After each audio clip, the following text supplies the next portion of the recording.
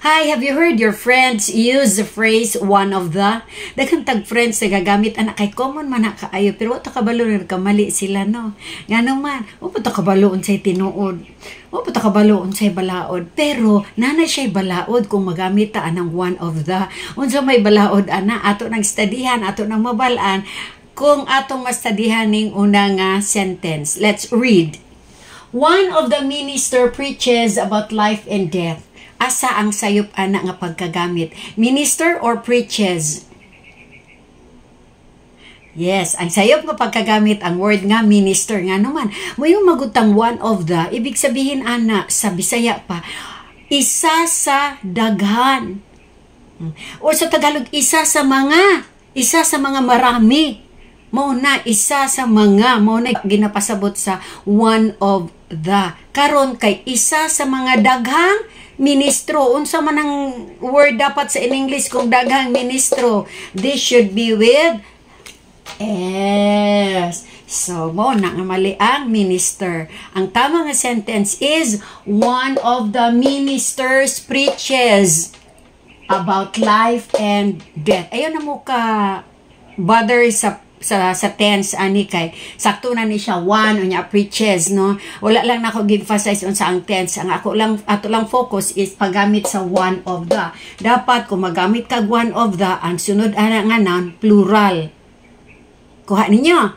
Kung nakuha ninyo atong answeraning second sentence, atong i-substitute ang blank sa coach, washer, player, visitor. Atong ikuan. Pero bantayan ninyo ha. Kay magamit ta sa phrase nga one of the. Let's answer the first one. One of the blank appreciated our team. Ano? For the word coach, anong dapat dire? One of the coaches. So, dapat may ES ni. Kay daghan man isa sa mga coaches. One of the coaches appreciated our team. Let's go to washer. Unsa? One of the? Uy, kabalo na lagi mo. One of the washers. So, dapat na ani? S. One of the washers appreciated our team. Kaning sunod, player. Unsa dapat? Very good. Mga brad niya kung estudyante. Oy. One of the players appreciated our team. And the last word, visitor. Lisod kayo nino? Okay, correct. One of the visitors appreciated our team. Maon lang na siya. Simple lang man atong lesson karon. Basta may one of the, dapat plural ang kasunod nga noun. Let's read all the sentences para masanay ato ang dila. One of the ministers preaches about life and death. One of the coaches appreciated our team.